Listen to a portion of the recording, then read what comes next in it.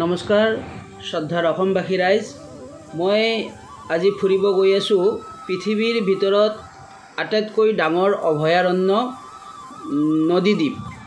এয়া দেখিছে পাখিৰালা ফেৰীঘাট। এই ফেৰীঘাটেৰে আমি যাম সুন্দৰবনলৈ। এয়া দেখিছে আমাৰ জাহাজ মানে নাৱেৰে আমি আজি গোটেই দিনটো ভ্ৰমণ কৰিম।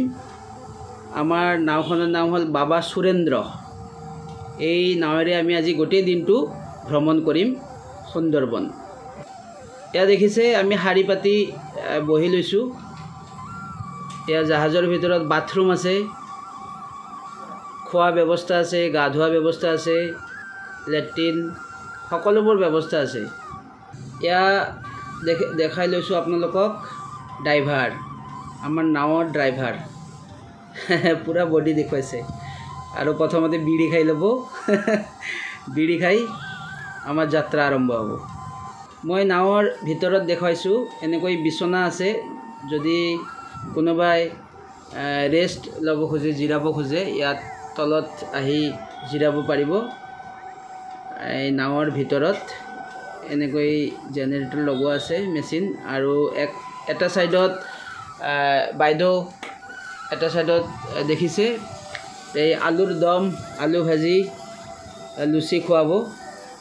লুচি বনাই আছে সকলোকে। Very nice. সুন্দৰবনত বহুত বেছি দেখিছে সুন্দৰবন। হাজাৰ হাজাৰ নাও।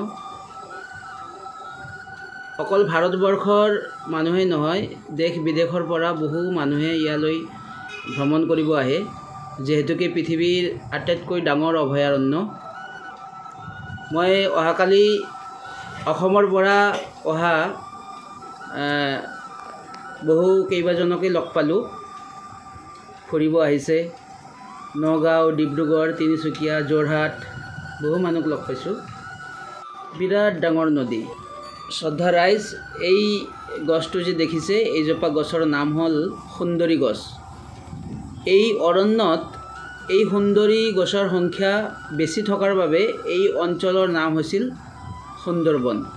আৰু এই সুন্দৰী গছৰ নামানুসাৰে এই অভয়াৰণ্যৰ নাম হ'ল সুন্দৰবন। মোৰ লগত আছে দুইজনী কন্যা।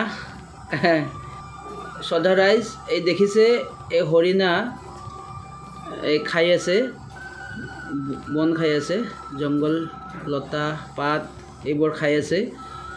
আমি নিজে প্ৰত্যক্ষ কৰিছোঁ, এটা বাঘে দৌৰি আহি এটা হৰিণাক ধৰি লৈ গুচি গ'ল আৰু বাকীবিলাকে এই ভয়তে লুকাইছে। এই দেখিছে,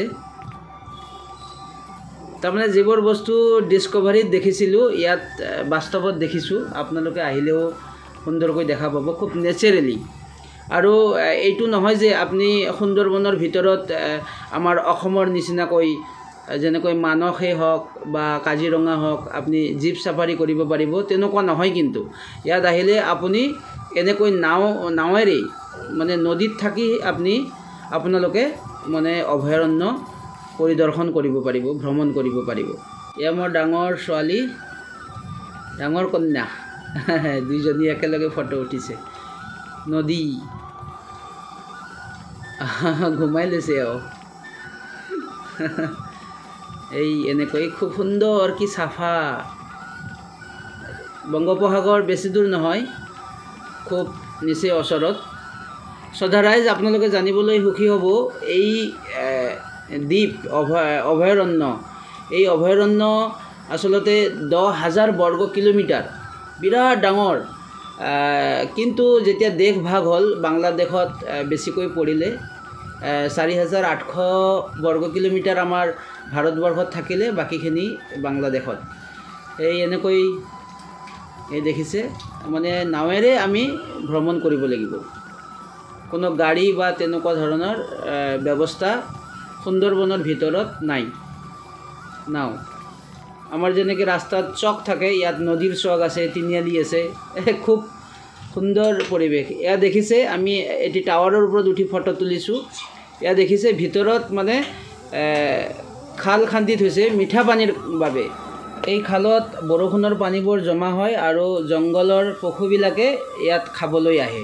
মানে এই নদীৰ পানী কিন্তু বিৰাট নিমখ, ওচৰত সমুদ্ৰ থকাৰ বাবে এই পানী বিৰাট নিমখ ইয়াৰ পৰা বেছি দূৰ নহয় বংগোপসাগৰৰ লগত এই নদীৰ মানে লিংক আছে যাৰ বাবে দেখিছে এইটো এটা ভালুক বহুত দূৰৰ পৰা মানে টাৰ্গেট লৈ এতিয়া নাও ওচৰত গৈ আছে জংগলৰ পৰা ওলাই আহিছে মানে কিবা খোৱাৰ বাবে ভালুক আমি এতিয়া বৰ্তমান নদীৰ পৰা উঠি জংগলৰ ভিতৰতে আছো মানে জংগলত ৰয়েল বেংগল টাইগাৰ থাকে তো যাৰ বাবে চৰকাৰে এনেকৈ মানে নেটেৰে এখন মানে দলঙৰ দৰে বনাই দিছে মানুহ অকণমান জংগলত গৈ জংগলৰ ভিতৰৰ পৰিৱেশটো চাই আহিব যাতে ভালকৈ পাৰে ইয়া এই পুখুৰী খাল কৰা আছে যে মিঠা পানী খোৱাৰ বাবে হৰিণা আহে যে নহওক ৰাইজ বহুত দেৰি হ'ল আমি এতিয়া উভতি যোৱাৰ সময় হৈছে আৰু এনেকৈ গৈ আমি